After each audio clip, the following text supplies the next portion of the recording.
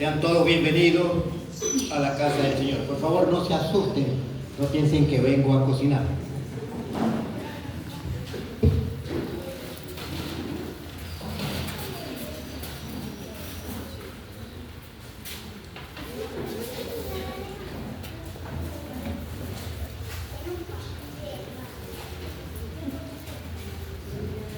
Antes de iniciar este tema, por favor, pónganse de pie. Vamos a poner en las manos del Señor este tiempo. Oremos. Padre nuestro que estás en los cielos, y vuestra presencia siempre manifestándose en nuestras vidas, diariamente, aquí, en el hogar, en el trabajo. Sé, Señor, que por promesa usted está con nosotros y queremos agradecerte por todo. Señor, toma el control de este tiempo. Sí, quédate con nosotros. Que tu presencia, Señor, ilumine más que el sol. En el nombre de Jesús te lo pido. Amén. Por favor, tomen asiento.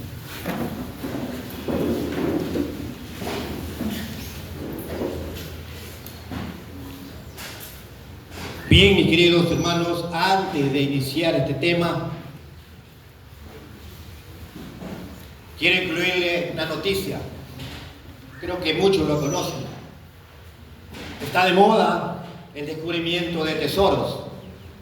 Sí, tesoros donde lo que más se ofrece o lo que más se encuentra son monedas de oro, monedas de plata y objetos antiguos.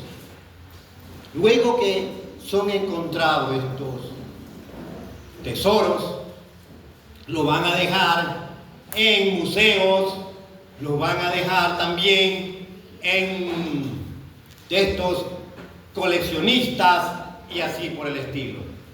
Sabemos que ahora hay facilidades para encontrar muchas cosas, precisamente porque la tecnología ayuda. También ayuda lo que es los nuevos sensores y todo aquello. Bueno, les decía que después que ya lo tienen, simplemente pasan a exhibición. Ellos tienen su valor. Obviamente que tienen su valor, pero este valor es histórico. ¿Histórico por qué? Porque las monedas que se encuentran, ya sean de oro, no son como las monedas que usualmente vemos. Son monedas que datan de varios siglos atrás. Pero cuando ya tienen esa moneda, ¿quiénes son los beneficiados? Son pocos. No es en sí toda la población, toda la ciudad. Mis queridos hermanos, en cambio, hay algo más interesante. Hay un tesoro que muchos ni siquiera lo sabemos, porque muchos no se acercan a ese tesoro. Se trata de la palabra de Dios. Y ese tesoro está al alcance de todos.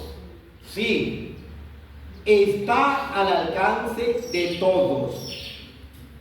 ¿Por qué decimos eso? Porque es la palabra de Dios. Palabra que está impresa en la Biblia. Sí, incluso está escrita en muchos de los corazones aquí presentes. Sí, es posible que no se haya dado cuenta, pero está escrita en el corazón de la mayoría de ustedes. Usted, a medida que va leyendo, encontrará en sus páginas esa luz, encontrará también ese camino que usted, que su familia necesitan, que todos necesitamos. ¿Para qué? Para gozarnos, contemplando la hermosura del dueño de la vida. Me refiero al Señor Jesucristo. Pero muchos dirán, la Biblia habla de tesoros, pero yo no lo puedo ver, no lo aprecio. Claro, no lo van a apreciar porque no se acercan a ella, ya viven alejados de la lectura bíblica. ¿Sabe cuándo ustedes pueden darse cuenta de que la Biblia ilumina la vida del hombre? Cuando usted reconozca a Jesucristo como el Salvador. Cuando usted reconozca a Dios como el creador del universo. Cuando usted conozca y sepa que el Espíritu Santo, a través de su poder, al hombre, a la mujer, les da paz, benignidad, tranquilidad, gozo. Y eso es lo que el hombre y la mujer en los momentos actuales requiere ante tantas circunstancias que se presentan. Le decía que a medida que van leyendo, usted se encontrará en ese proceso que hay dos caminos, muchos lo conocen. Un camino es muy ancho, sí, demasiado ancho, casi como una avenida. Los que lo transitan están gozosos, van y vienen. Sí, van y vienen. Lamentablemente, ese camino es el de la perdición. Es de la perdición. Pero como están gozosos, no pasa nada. Así es. El otro camino, el que está en el lado opuesto, ese camino es angosto, es pedregoso. Pocos son los que transitan por él, porque ahí en este camino de acá no hay deleites, no lo hay. Pero los que se atreven a andar por este camino angosto y pedregoso, al final de la jornada lograrán lo que es la vida eterna, vida que el Señor Jesucristo hace más de 2000 años vino a proclamar.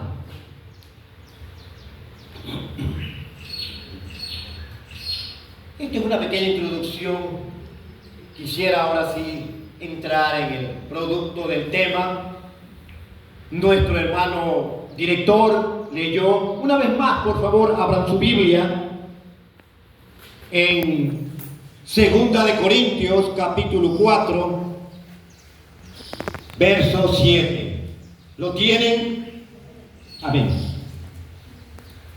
Dice el versículo de Pablo: pero tenemos, miren lo que dice, no sé, pero tenemos, es decir, cuando dice tenemos, es que está al alcance de todos. ¿Qué cosa? Este tesoro, dice, este tesoro, ¿dónde? En vasos de barro.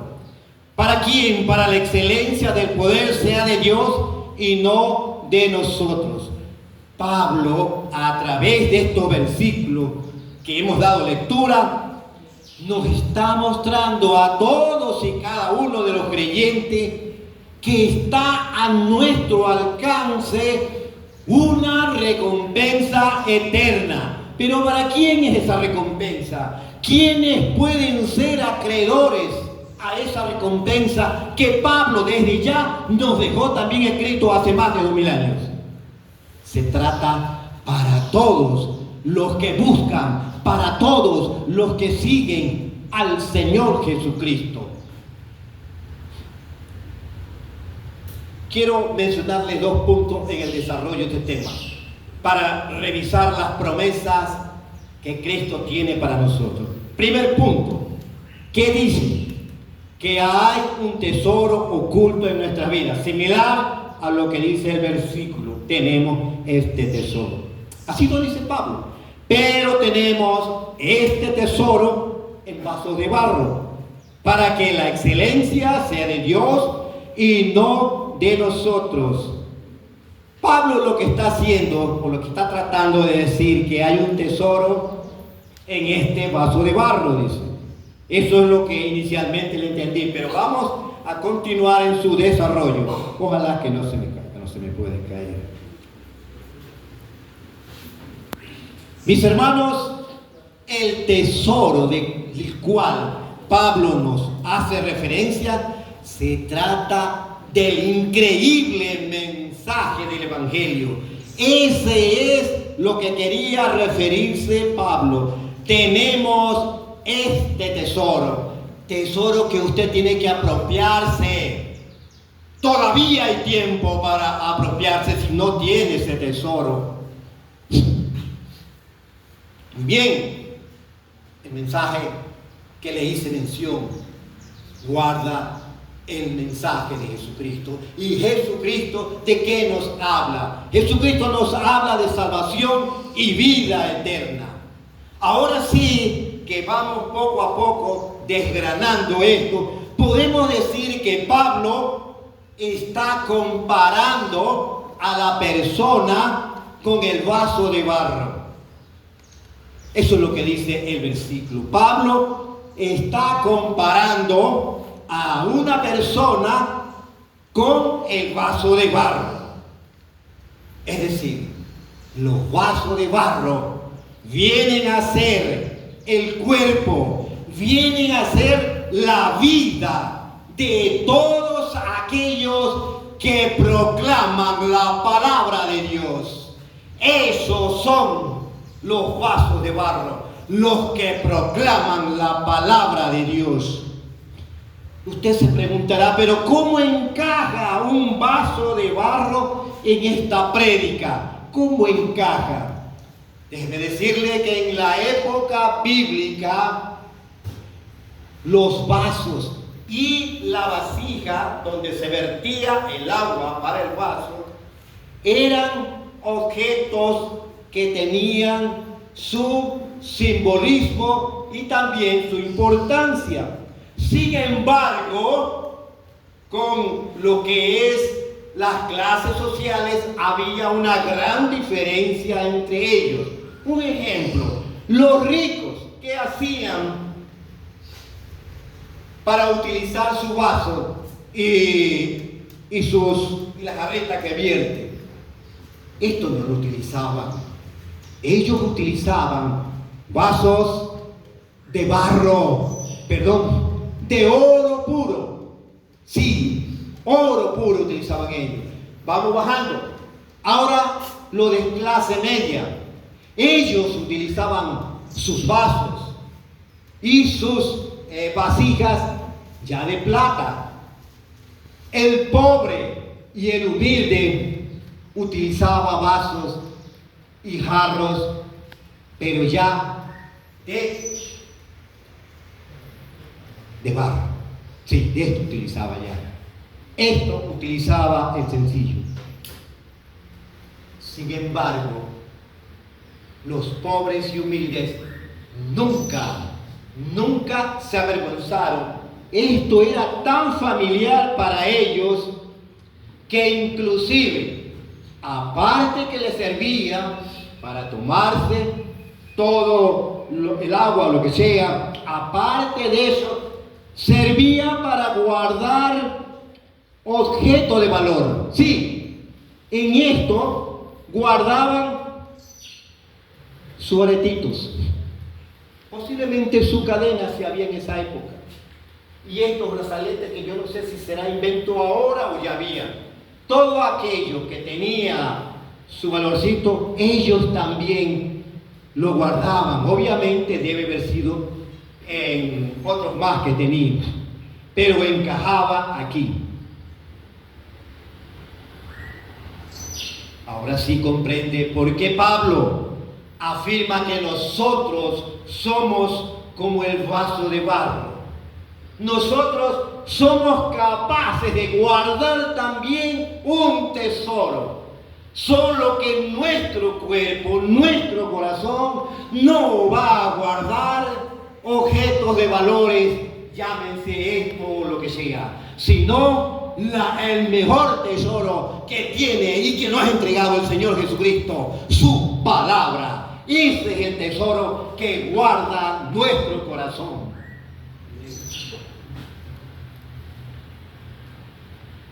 hay otra comparación que es muy importante y por favor, analicen. ¿Me están siguiendo? Amén. Pablo también compara al hombre con un vaso de barro. Cuando lo compara, está mostrando lo frágil que es nuestro cuerpo. O alguien tiene un cuerpo bien agarrado. Este es muy frágil. ¿Qué pasaría si de pronto en un descuido se me cae? Se hace pedazos, ¿verdad? Se hace pedazos. O se fisura. O se raja. Algo similar sucede con nosotros. Todo hombre, toda mujer que arrastre una dolencia, que arrastre una enfermedad, es como que si este vaso tuviera una rajadura. Y eso se refleja, ¿dónde? En nuestras vidas. Pablo es tan sabio que todo lo relaciona. Ese es Pablo.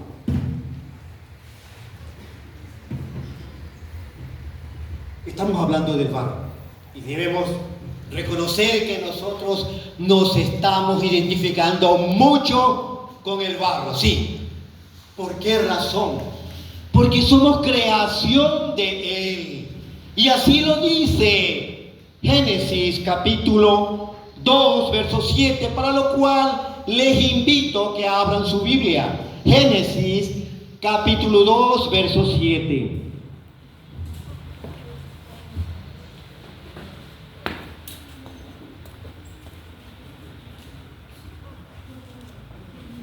Si lo tienen, amén.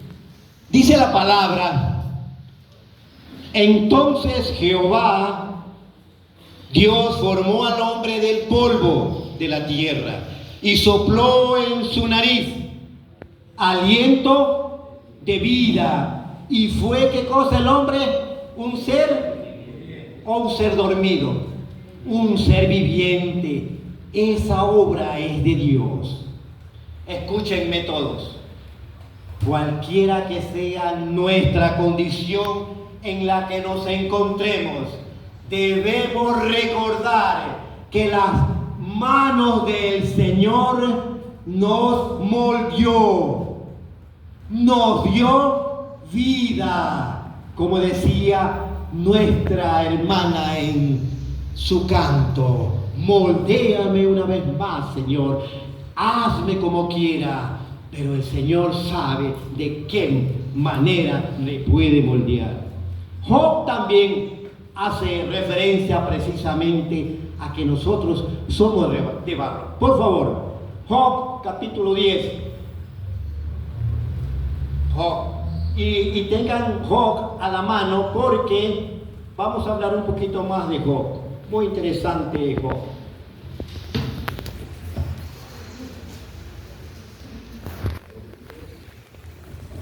Job capítulo 10, verso 9. Dice la palabra: acuérdate que como a barro me diste forma, y en polvo me has de volver. Job está diciéndole a Dios: acuérdate, sí, acuérdate que como barro me diste forma y en polvo me has de volver. Job fue un hombre, se puede decir, un hombre impecable con la relación con Dios. Sí, muy impecable. Sin embargo, Job fue probado por el enemigo.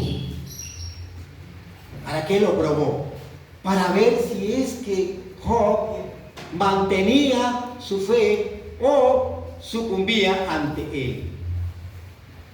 El proceso de Job en ese tiempo Lamentablemente fue duro. Sus amigos fueron muy crueles con él. Satanás le envió una especie de sarna en la piel.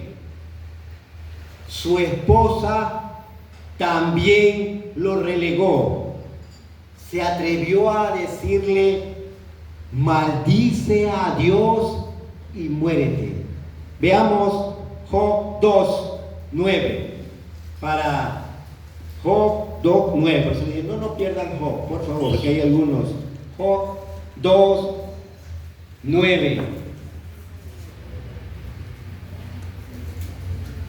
¿Lo tienen? Entonces le dijo su mujer: ¿aún retienes tu integridad? Maldice a Dios y muérete.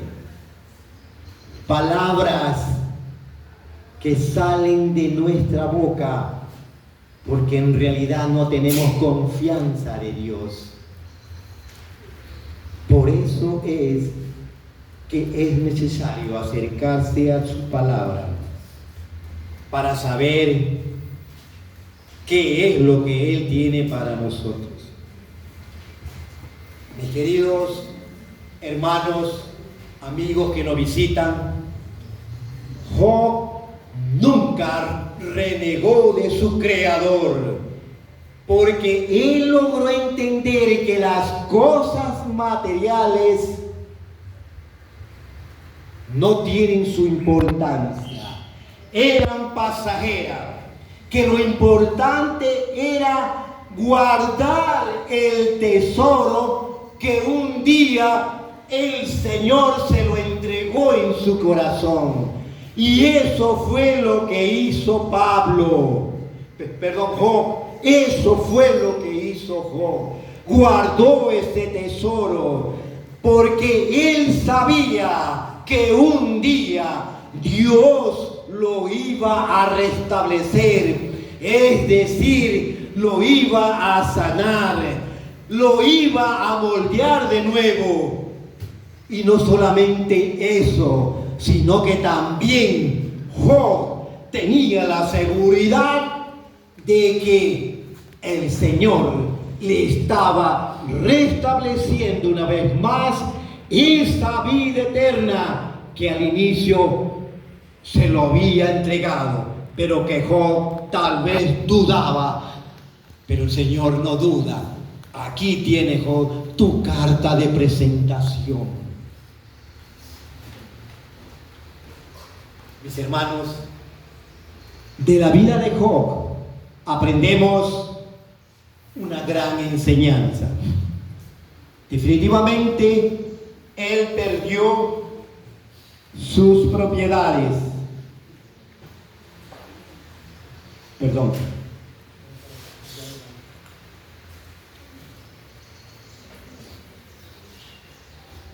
Perdió a sus hijos. Perdió a sus hijos, sí. Ahí mismo en Job 1, 18 y 19. Job, capítulo 1, versos 18 y 19.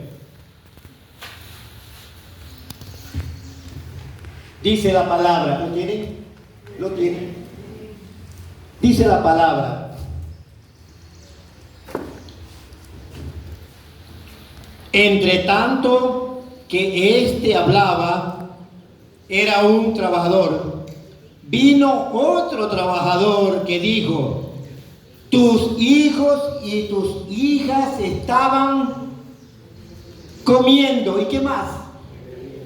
Estaban bebiendo vino en casa de su hermano el primogénito. Se habían reunido todos los hermanos. Ahora las fiestas son familiares, con el trago encima. ¿Qué más? 18 y 19. Y un gran viento vino del lado del desierto y azotó las 4 esquinas de la casa, la cual cayó sobre los jóvenes y murieron. Y solamente escapé yo. ¿Para qué? Para darle la noticia del fallecimiento de sus hijos. Por eso decía: Job perdió primero sus propiedades, perdió también su familia, sus hijos.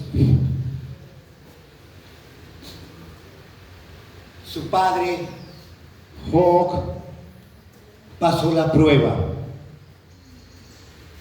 Una prueba durísima. Sí, la pasó. ¿Por qué razón? Porque Job tenía el escudo de la fe.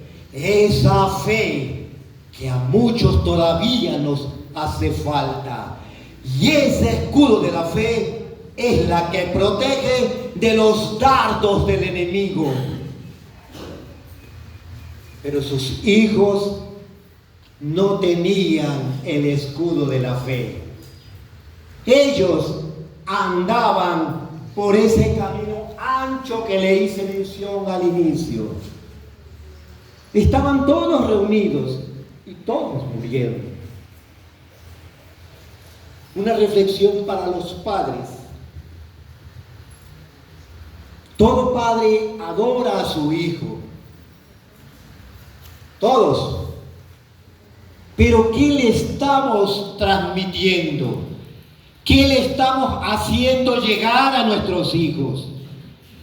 ¿Le estamos guiando para que ellos conozcan la sana doctrina? ¿O qué le estamos mostrando a ellos para que de esa manera ellos también se encaucen por el camino de la verdad? Mis hermanos, hay que tener mucho cuidado. El enemigo sigue causando daño. A Job lo zarandeó como usted no se imagina. Sí. Ya que topamos el tema del zarandeo, hay algo similar en el libro de Lucas. Sí. Por favor, los quiero llevar a Lucas. Es un solo versículo. Lucas 22, verso 31. Por favor, después de Mateo, sigue más Marcos, Lucas. Lucas 22, 31. Lucas 22, 31.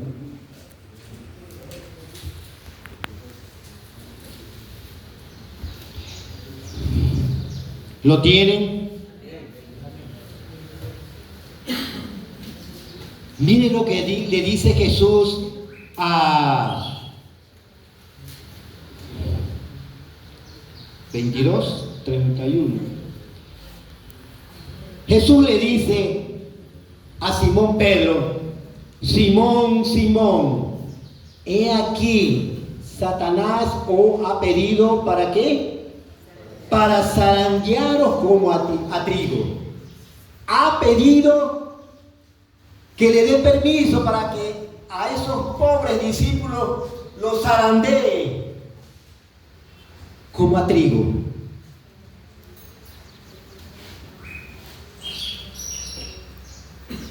Jesús le está advirtiendo a Simón Pedro que el acusador los tenía en la lista a todos y cada uno de los discípulos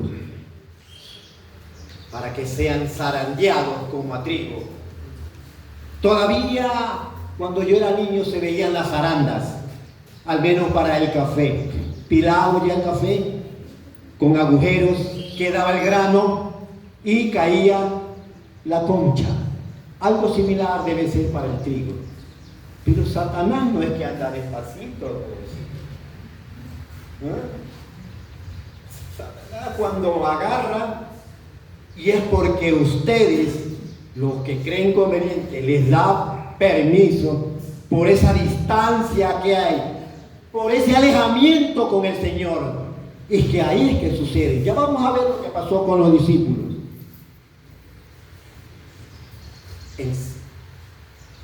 Al zarandear a los discípulos como a trigo, el enemigo lo que quería era aplastarlos. Y la poca fe que tenían los discípulos eliminársela. Para eso era que quería zarandearlo. No era para que se diviertan en la zaranda. No, era para aplastarlo y también para que su poca fe terminara.